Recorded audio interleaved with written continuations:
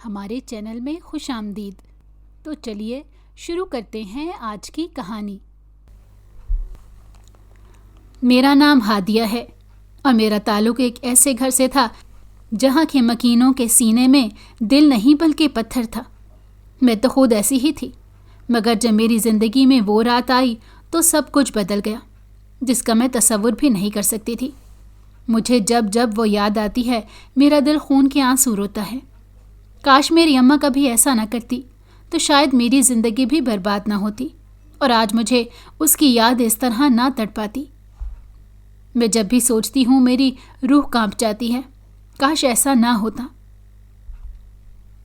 یہ آج سے تقریباً 10-12 سال پہلے کی بات ہے جب وہ ہمارے گھر آئی تھی۔ اس کا نام روشنی تھا اور وہ تھی بھی ایسی ہی، بے حد خوبصورت اور روشن آنکھوں والی۔ اس کے سیاہ لمبے بال اس قدر حسین تھے کہ جو دیکھتا اس کے حسن کے جادو میں کھو سا جاتا تھا۔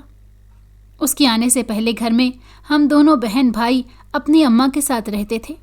دراصل ہمارا تعلق ایک زمیندار گھرانے سے تھا۔ ہم گاؤں کے رہنے والے تھے۔ میری اماں گاؤں کے زمیندار کی بہو تھی۔ میرا بھائی بھی دادا کی اس حویلی میں پیدا ہوئے تھے جہاں ابا ہماری اماں کو شادی کے بعد لے گئے تھے۔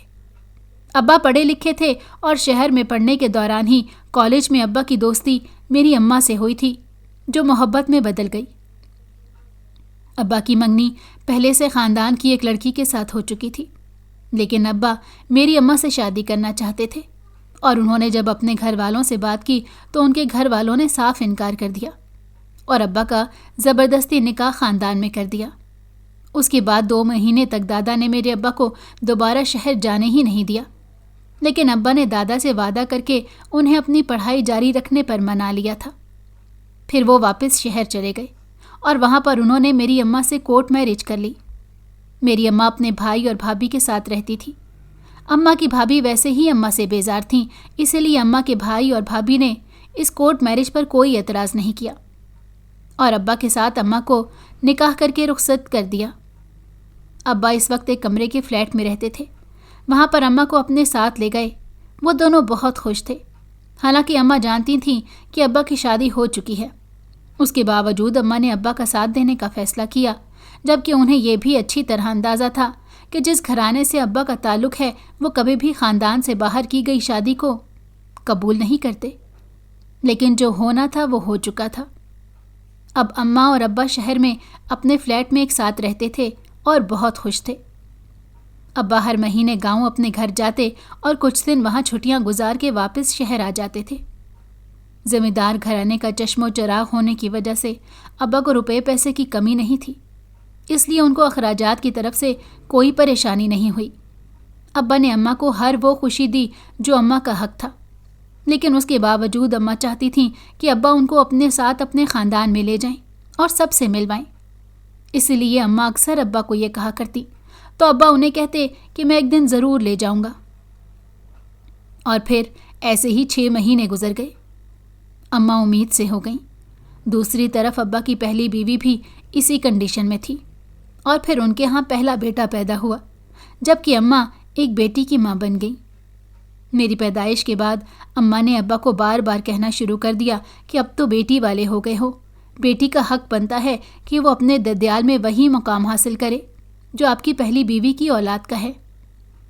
پھر ایک دن ابا نے یہ فیصلہ کر لیا کہ اماں ٹھیک کہتی ہیں اور وہ ہم دونوں کو اپنے ساتھ گاؤں لے گئے۔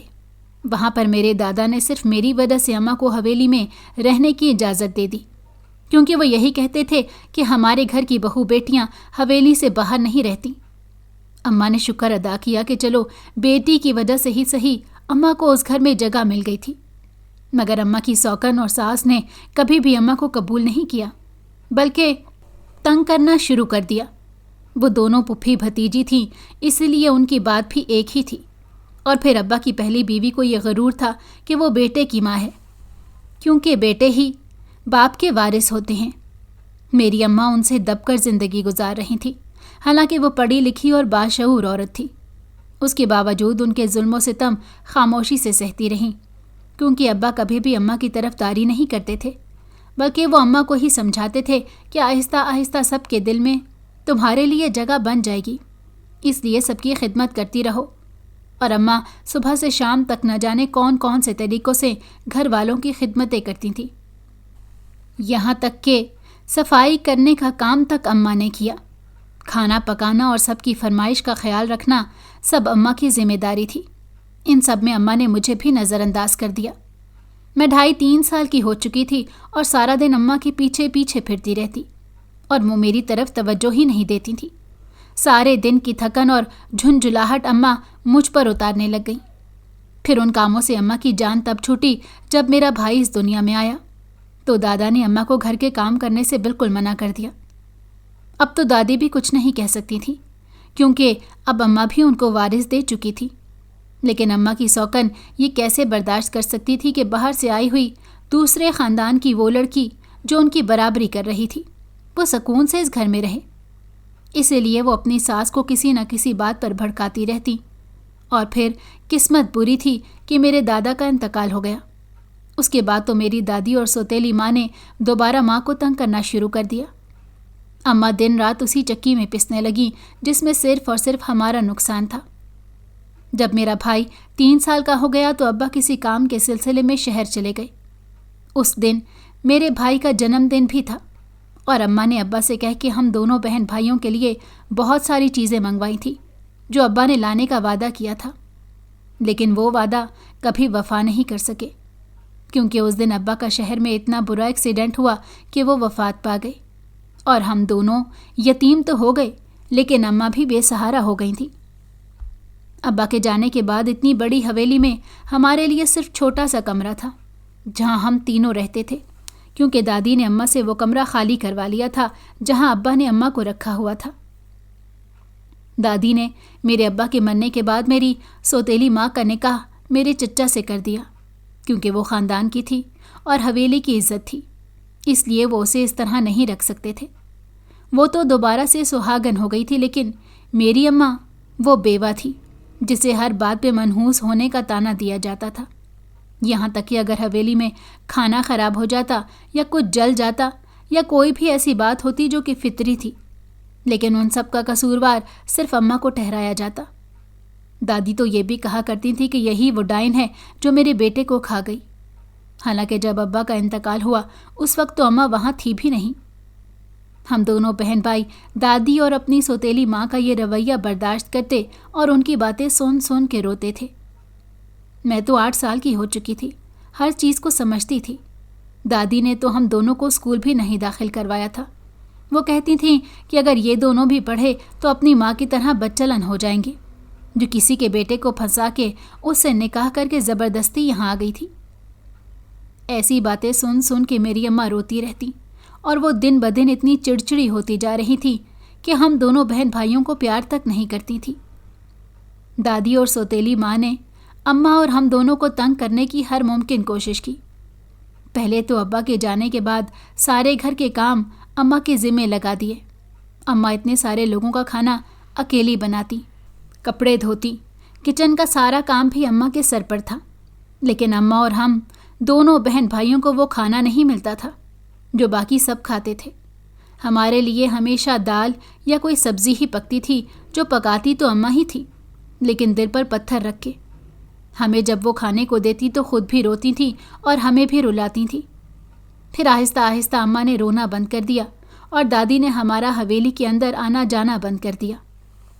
ہم حویلی کے پیچھے والے کمرے میں رہتے تھے جہاں ٹوٹا پھوٹا سامان اور ایک پیلا بلب جلتا تھا۔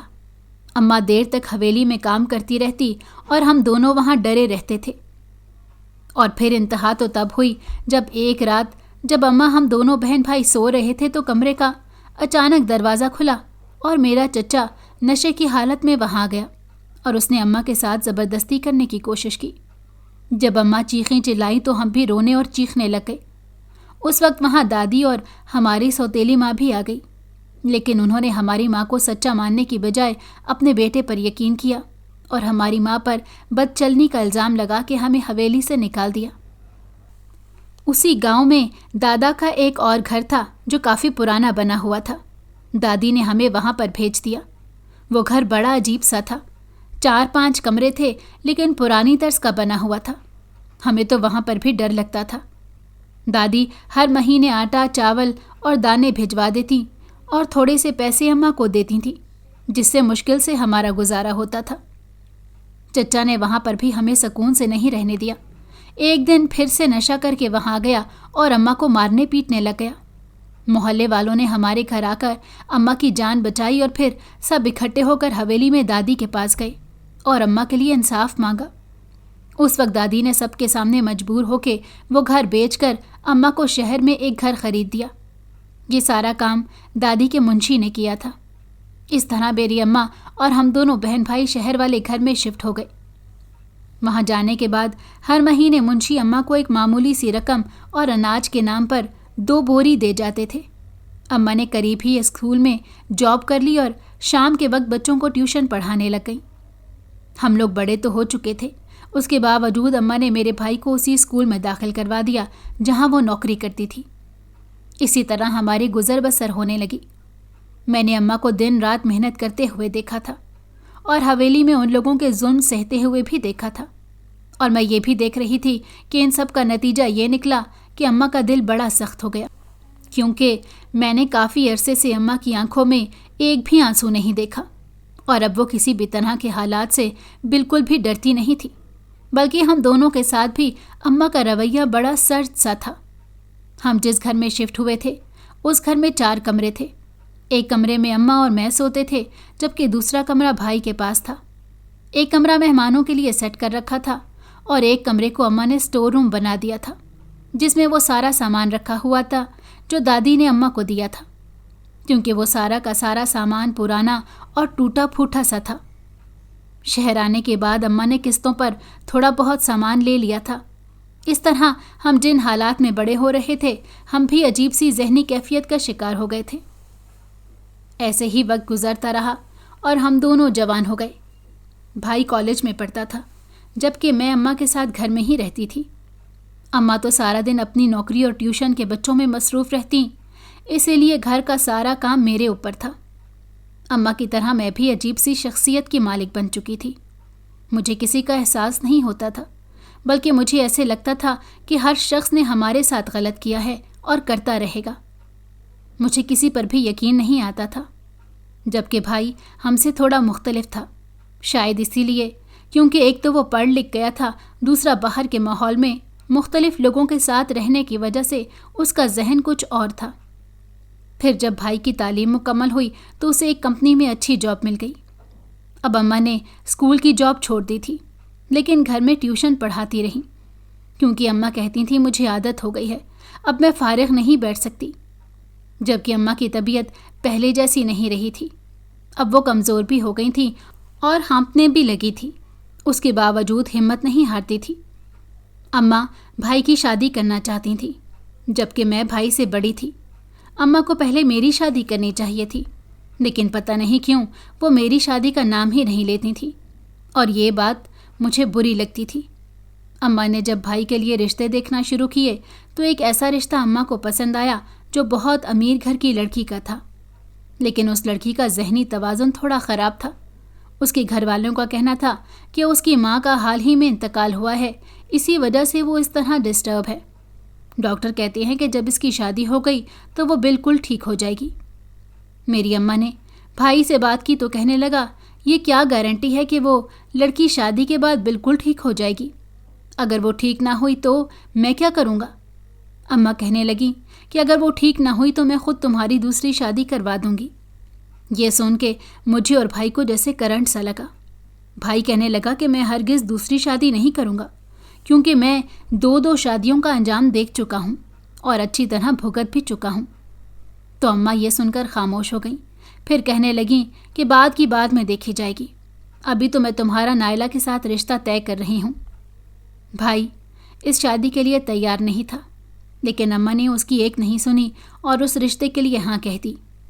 भाई ने अम्मा की ज़िद और हुक्म के सामने खामोश रहने में ही आफियत जानी, क्योंकि भाई ये समझता था कि अगर वो अम्मा की बात नहीं मानेगा तो अम्मा को ऐसा लगेगा कि दुनिया में कोई भी ऐसा नहीं जो अम्मा को अहमियत देता हो।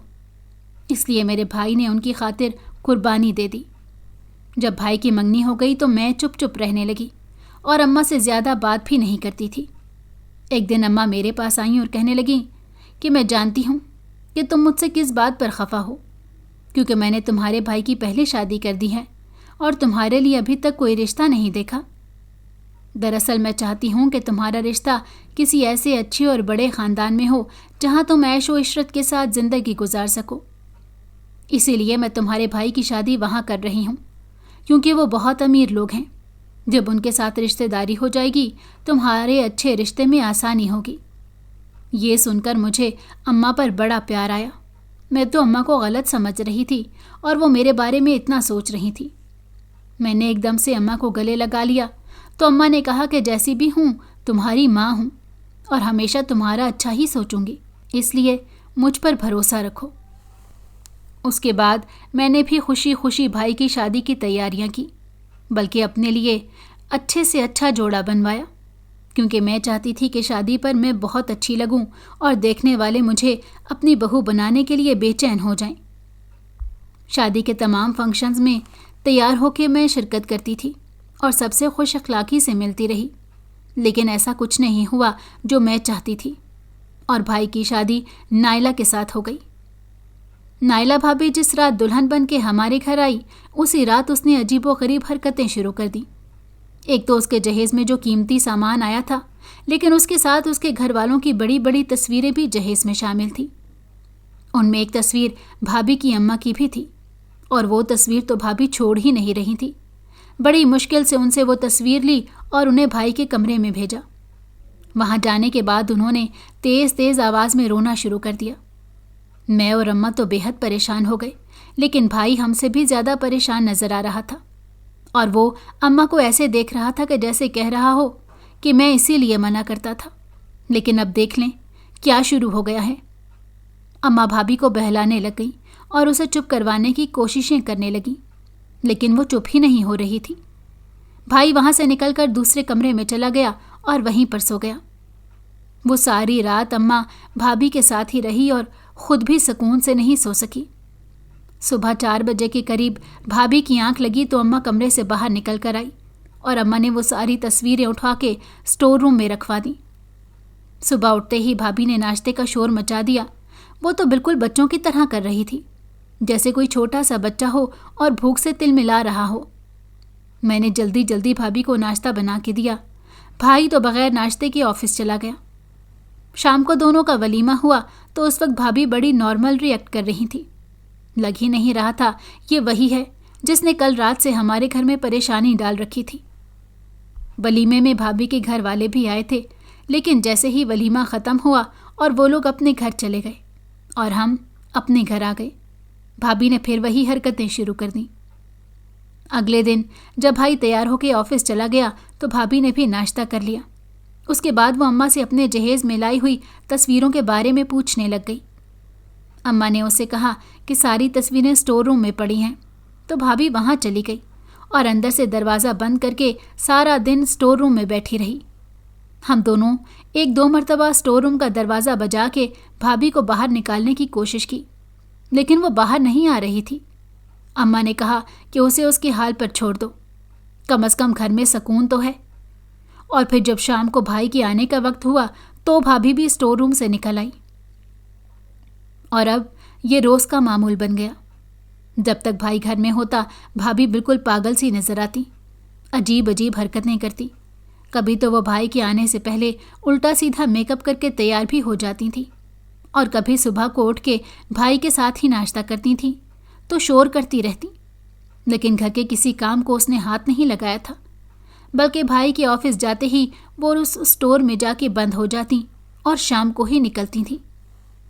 ہمیں سمجھ نہیں آتی تھی کہ وہ ایسا کیوں کرتی ہیں، یہاں تک کہ وہ دوپہر کا کھانا بھی نہیں کھاتی تھیں، لیکن ہم نے اس پر توجہ دینی ہی چھوڑ دی، کیونکہ وہ جب تک اسٹور روم میں رہتی گھر میں سکون رہتا تھا۔ اماں کو اور مجھے لگتا تھا کہ وہ بھائی کے آنے کے بعد جان بوجھ کر ایسا کرتی ہے اور پھر سارا دن کاموں سے بچنے کے لیے اسٹور روم میں بند ہو جاتی ہے۔ ایک دن اماں نے بھائی سے شکایت کی کہ سارا دن میری بیٹی اکیلی کام کرتی رہتی ہے، تمہاری بیوی تو کچھ بھی نہیں کرتی۔ تو بھائی کہنے لگے کہ اسے آپ ہی شادی کر کے لے کر آئی ہیں، تو اب مجھ سے کیوں شکایت کر رہی ہیں؟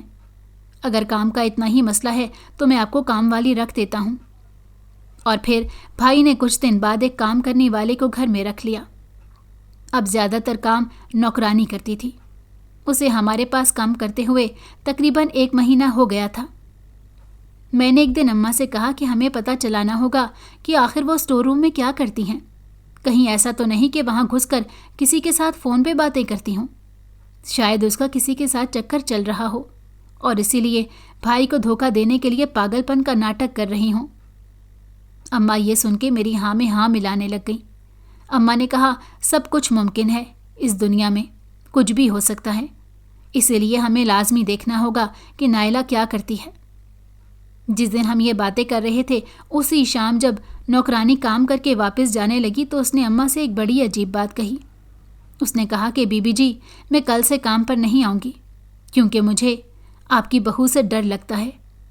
अम्मा ने कहा कि ऐसी भी क्या बात है, वो कौन सा किसी को कुछ कहती है, सारा दिन तो स्टोर रूम में रहती है, तो तुम्हें किस वजह से डर लगता है। नौकरानी कहने लगी कि जब आप भी स्टोर रूम में देखेंगी कि वहाँ क्या होता है तो आपको भी समझ आ जाएगा। मुझे इजाज़त दें, मैं कल से नहीं आऊँगी। ये कहकर वो चली गई और अम्मा हैरत से मेरा मुंह देखती रह गई। मुझे भी समझ नहीं आ रहा था कि नौकरानी ऐसी बातें करके क्यों गई है। फिर तो हम दोनों इस बात के पीछे पड़ गए कि हमने किसी न किसी तरह ये पता लगाना है कि भाभी अंदर क्या करती हैं।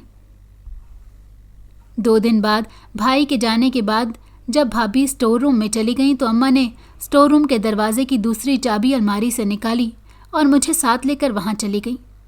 अम्मा ने जब चाबी से दरवाज़ा खोला तो हमारे कदमों तले ज़मीन निकल गई, क्योंकि भाभी वहाँ पर सारी तस्वीरों को सामने रखकर अपने बाल खोले बैठी थी। उसने मुंह पर लाल रंग लगाया हुआ था और वो सकते में बैठी थी। हमने दरवाज़ा खोला लेकिन वो हिली तक नहीं। उसे देख के बहुत खौफ आ रहा था, लेकिन अम्मा उसके करीब गईं और उसे कंधे पर हाथ रख के हिलाने लगीं तो उसने इतनी खौफनाक आवाज़ निकालते हुए अम्मा की तरफ देखा कि अम्मा डर के पीछे हो गई और मेरी भी चीख निकल गई। हमें बिल्कुल समझ नहीं आ रहा था कि भाभी ये क्या कर रही हैं। उसके बाद भाभी ने गोल गोल घूमना शुरू कर दिया और वहाँ रखी पुरानी अलमारी से टकरा गई। अलमारी के ऊपर लकड़ी का एक बॉक्स रखा हुआ था जो भाभी के सर पर गिर गया और वो गिरकर बेहोश हो गई। उसके सर से खून निकल रहा था।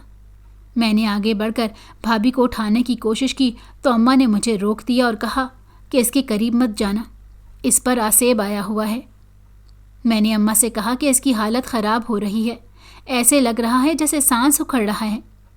अम्मा जल्दी से भाई को फ़ोन करो, कहीं भाभी को कुछ हो ना जाए। लेकिन अम्मा ने जब ये कहा कि कुछ नहीं होता, ऐसियों को ये सारा नाटक कर रही है, चलो यहाँ से। ये कहकर अम्मा मेरा हाथ पकड़ के मुझे वहाँ से ले गईं और दरवाज़ा बंद कर दिया। मैं अम्मा को कहती रह गई लेकिन अम्मा ने मेरा हाथ नहीं छोड़ा और अपने साथ कमरे में ले जाके मुझे बेड पर बिठा दिया और कहने लगी कि तुम्हारा दिमाग ख़राब है, खुद ही उठ के आ जाएगी और दोबारा कभी वहाँ जाएगी भी नहीं। मैं भी चुप हो के बैठ गई और फिर हम दोनों टीवी पर एक फ़िल्म देखने लग गईं। जब शाम को भाई आया तो वो हमसे भाभी के बारे में पूछने लगा। अम्मा ने उसे कहा कि तुम्हें बताया भी था कि वो रोज़ तुम्हारे जाने के बाद स्टोर रूम में चली जाती है, लेकिन आज तो अभी तक नहीं निकली। भाई ने जब ये सुना तो फ़ौरन स्टोर रूम की तरफ गया और दरवाज़ा बजाने लगा, लेकिन दरवाज़ा लॉक था। काफ़ी देर भाई बजाता रहा। जब अंदर से न किसी किस्म की आवाज़ आई और न भाभी ने दरवाज़ा खोला तो मैं और अम्मा भी बाहर आ गए। हम भी कुछ परेशान हो गए।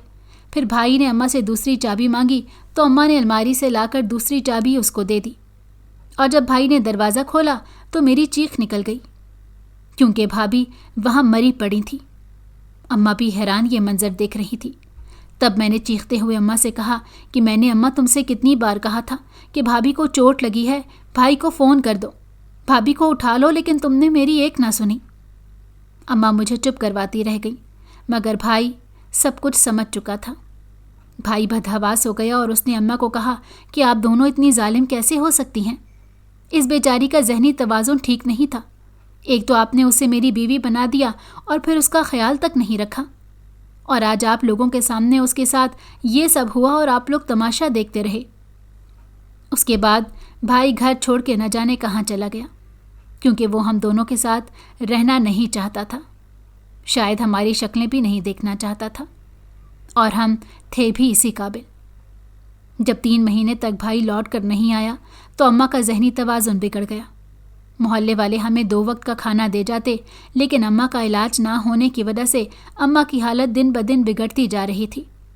और फिर जब मज़ीद 6 महीने गुजर गए तो अम्मा का इंतकाल हो गया और मैं इस दुनिया में अकेली रह गई। मेरा भाई उस दिन के बाद कभी लौट कर नहीं आया। आज इस वाक़ये को 12 साल गुजर चुके हैं। मेरे बालों में चांदी आ चुकी है और मैं वक्त से पहले बूढ़ी हो गई। मुझे अपने भाई का इंतज़ार है या अपनी मौत का, लेकिन दोनों ही नहीं आते। मोहल्ले वाले ही मुझे खाना दे देते हैं और वही घर को देख रहे थे।